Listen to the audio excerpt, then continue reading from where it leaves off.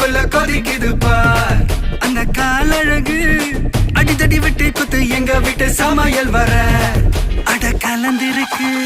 கட்டி பல்ல கட்டி இங்க என்ன குத்த காத்திருக்கு அதுதான்